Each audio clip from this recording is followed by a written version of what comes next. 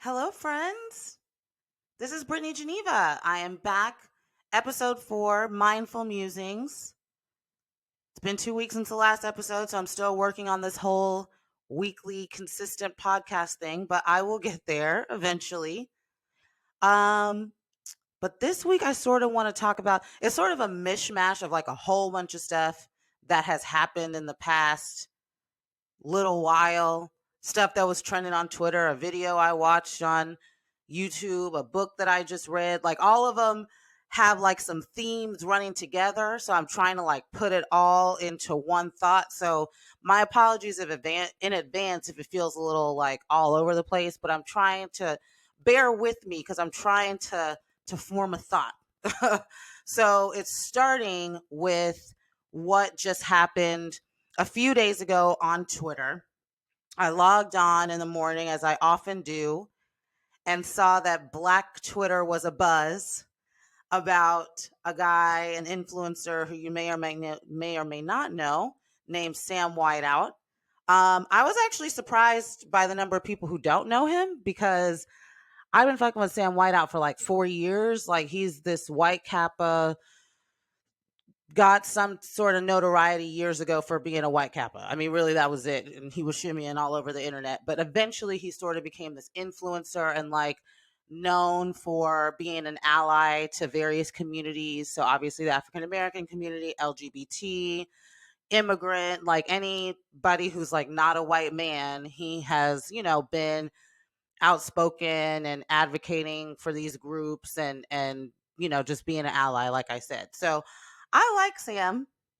If you scroll back through my Instagram, there will be a picture of us together at some party out in New York because he lives in Harlem. And so, I have been a fan of Sam since I first discovered who he was. But I know that other people are not as enthusiastic about him. And he has had some problematic statements in the recent past. And it came up again this past few days ago, like I said. And this time it was because of something that he wrote for a Harvard journal about African American studies. So basically, he tweeted that he'd been invited to write a piece about wokeness and the importance of being woke in today's society.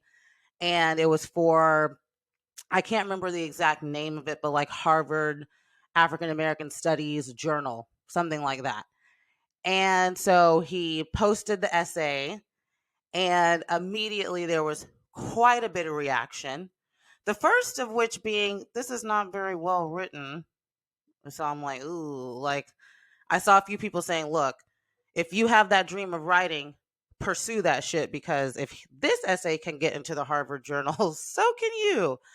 But the other big reaction was, why is Sam Whiteout writing about wokeness and you know things relating to what's going on in today's society with African Americans for an African American journal instead of an African American? So I guess some people felt like he should have turned down the invitation, felt like maybe, it was obviously out of place for him to write such a thing.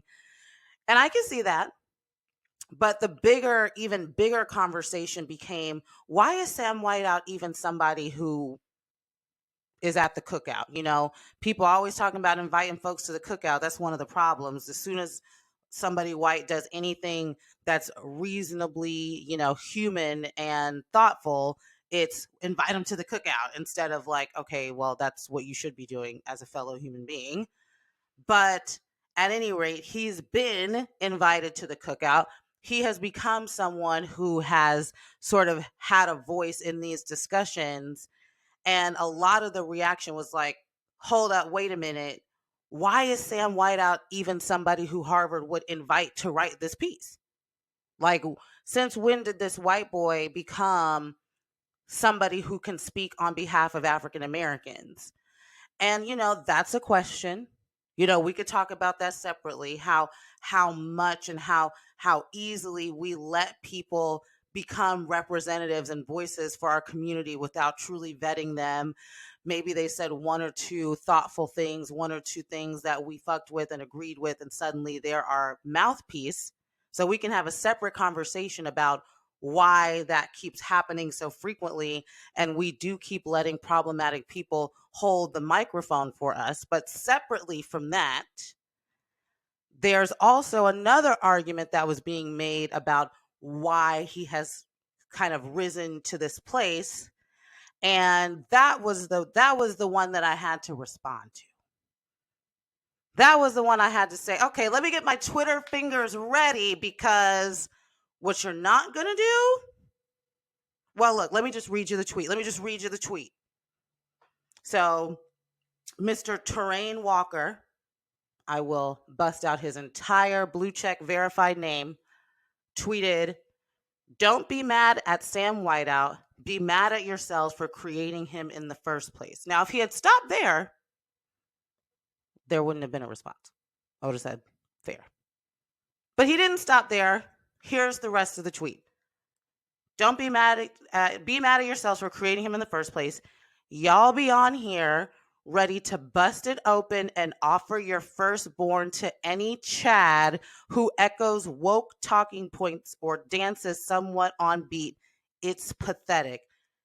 Now, sir, Mr. Walker and the other 1,300 of you who liked it and almost 700 of you who retweeted it. All you motherfuckers can kiss my ass, okay? Because what you're not about to do is in any way, shape, form, or fashion blame Black women for what you might consider to be a problematic white voice. You're not gonna do that. You will not blame Black women. I have been at I don't know how many events with Sam Whiteout in New York and in DC. And let me tell you who was the first ones lining up to be on his dick. Black men. Let me get a picture. Oh my God. Oh, what up, frat? Let's take a picture. Oh, yo, Noop. Okay. That was y'all, not us. Okay. Look at the Instagram and Facebook comments. It's not a whole bunch of women. I'll tell you that. When we had him at my last job, we had him out to an event. It wasn't just women talking to him, boo. If you want to say that Black people should have been more thoughtful about allowing him to be a voice for us, then that's fair. But what you're not going to do is say that Black women created some monster when Black men co-signed him first. He is a Kappa. Some Kappas somewhere said, we fucks with him, we'll let him into the organization. So let's just start there. Those are men, FYI. Okay? And as his star has continued to rise, and as he has continued to become more and more prominent, getting invited to these events, showing up, all over the country for various talks and various this and that, it's not just women, boo, who have been inviting him and happy to see him there. So it really pisses me off, quite frankly, as you can probably tell from the volume of my voice. It really pisses me off that this person and the thousands who agreed with him were happy to say, there's a problem and I'm going to blame Black women for it. Because look at the nature of that tweet. He said, y'all bust it open and give your firstborn to any Chad who says something woke. That is clearly directed at women. Okay? And if you feel that way and you believe that Black women are at the root of the issue, you're the issue. You're the problem. And that's what I meant to say. That's what I was trying to say at the beginning. I keep sort of having all of these interactions and seeing these things that are making me realize that Black men can be problematic as fuck. And maybe that's an very old yesteryear revelation that I'm finally making, but it's really sort of like bothering me now at a deeper level, because I wrote the blog post a few weeks ago about that Hotep dude that I met when I was out on U Street.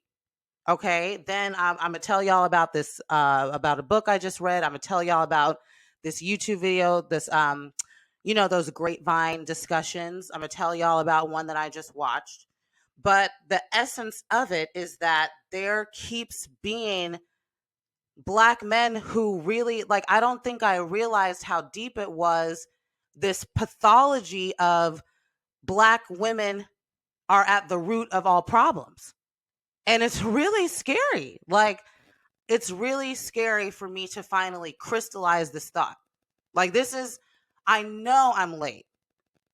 I know I'm late as fuck to this, but I am finally crystallizing this thought that's like, wow, a lot of Black men believe that Black women are the problem or are the root of problems in our community.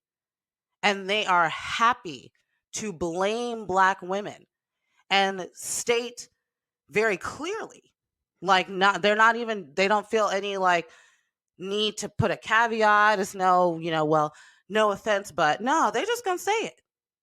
They truly believe, some of these Black men, that Black women are the problem for whatever problem they've diagnosed.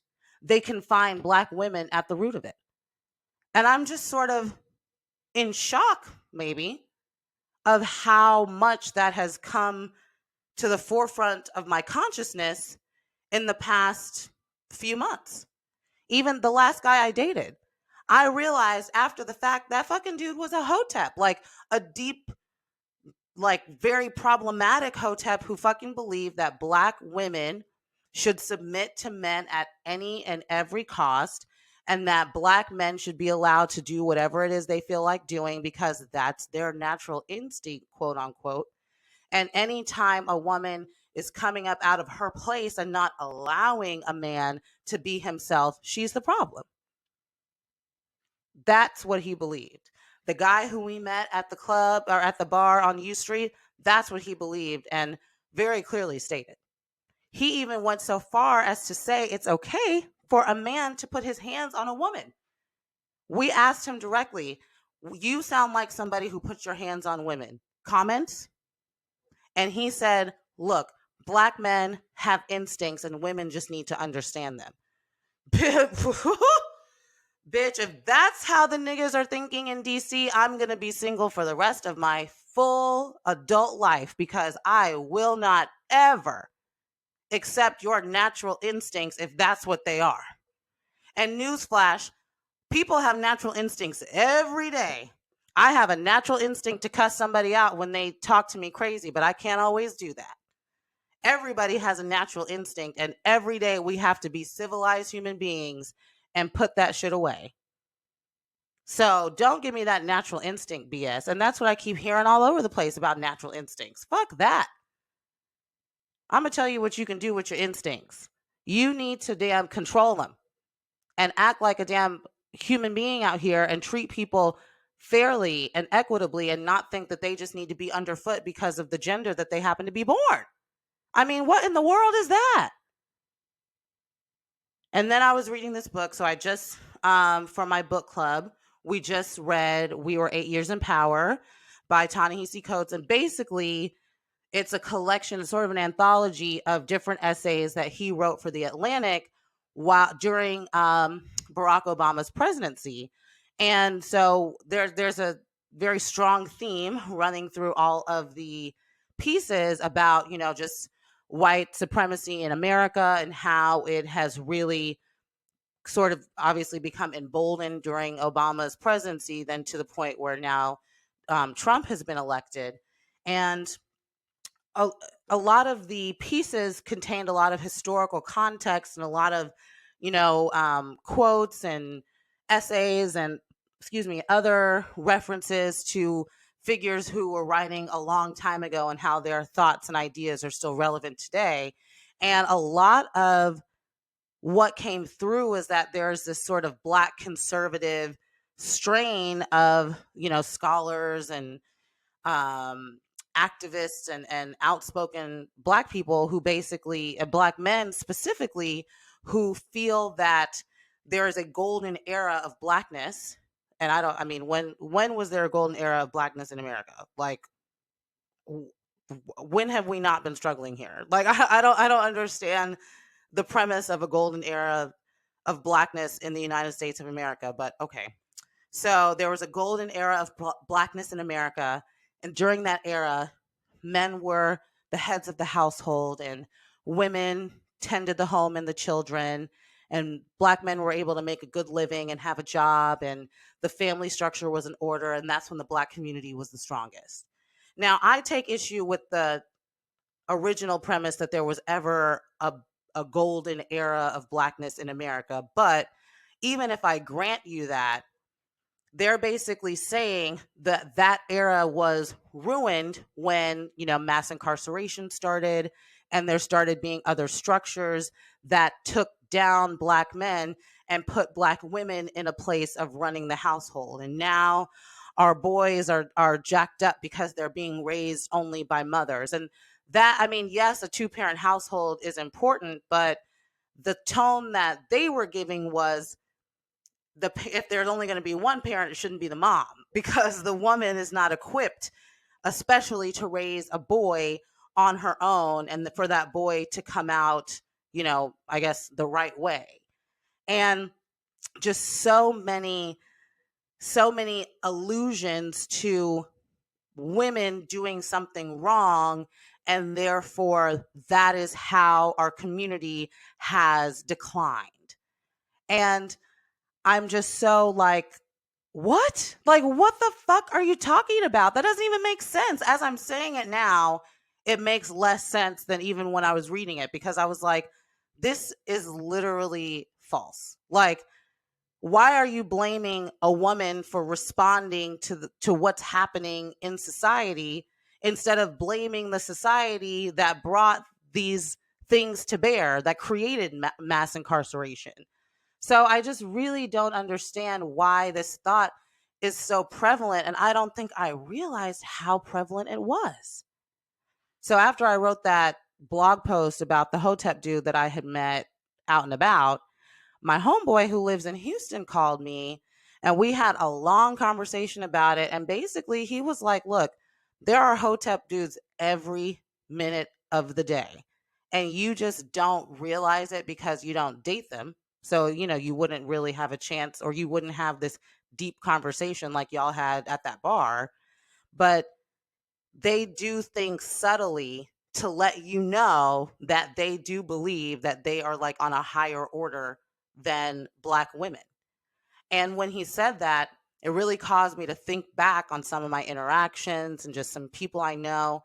And I really was like, wow, like, he's right. And this is a black man telling me this, you know, who's in a fraternity. So, like, he has a lot of, he knows.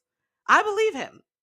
And it's just, I don't want the takeaway from this to be, gee golly, there's a lot of problematic black men in the world, even though that is a conclusion that you may come to after listening to this.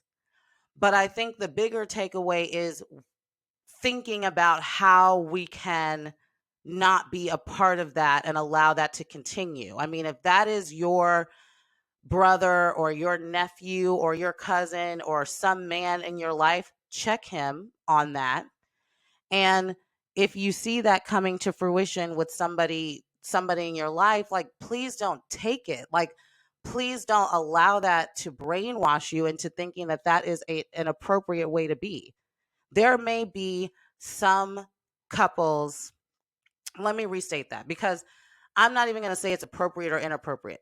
If you truly believe within yourself that you would prefer, for your man to be the breadwinner and go out and make a living, and you tend the home and have the kids and have that more, for lack of a better word, traditional dynamic, and that works for you and you're happy, then by all means do that. I mean, please.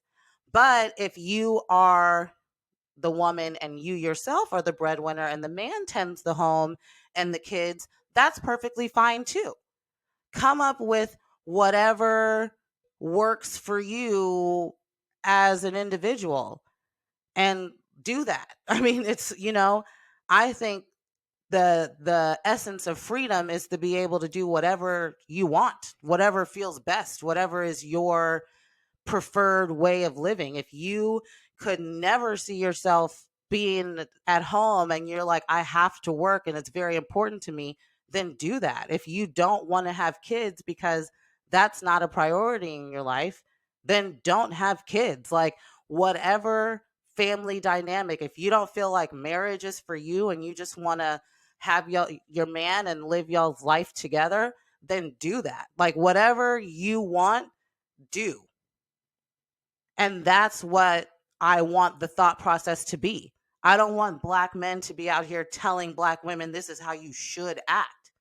I will act in whatever way is in accordance with my beliefs, as well should you. But let me just say, if your beliefs are that black women should be underfoot to black men, you and I certainly won't be getting along for any reasonable period of time, you know?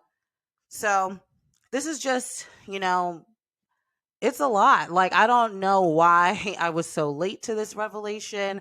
I don't know why it took me so long to see that, like, this is sort of a popular way of thinking, but I have arrived there now. And I am, quite frankly, a little taken aback. I think that in the past, when I met guys who were like that, I mistook it for being woke, or I thought that they were very confident. But I think I was looking at it the wrong way. And even, that Grapevine video I just watched, there was like 6 or 7 guys, and like the majority of them were 100% on board with, like, hey, look, this is how the dynamic should be.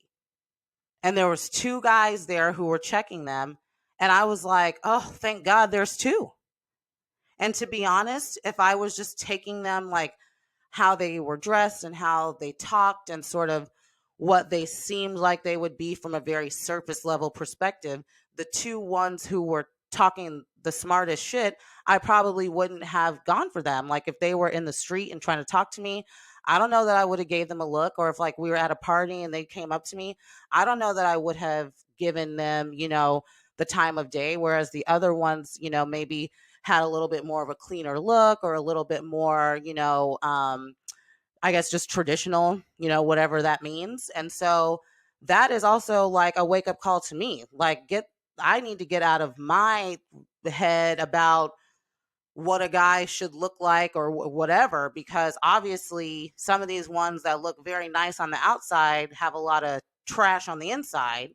And some of the ones that may be on the outside wouldn't have been immediately my cup of tea. Actually, if I can put that aside, there's actually a beautiful person there.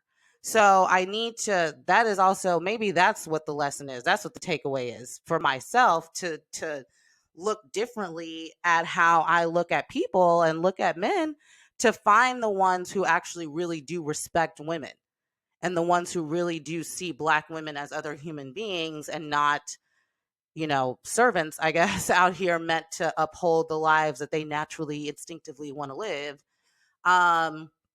So, it's sort of it's been eye opening to see the amount of problematicness around me. And, it is what it is. I mean, somebody could listen to this and be like, oh, here goes another black woman bashing black men. I'm like, well, if that's what you choose to take away from this, then I certainly can't change that. But, for me, it's about, let's come up as a community and stop looking down on each other, and instead uplift each other and find a way to find a balance that works for everyone, instead of one party having to submit to the other. So 25 minutes later, that's all I had to say. But yeah, so I mean, I would love your responses, your thoughts, your opinions. I'm on social media, Brittany_Geneva. And of course, you can always, I think I'm also going to write an accompanying blog post for this. So you can always respond to my blog post. But yeah, that's all I have for today. And I will talk to you next time.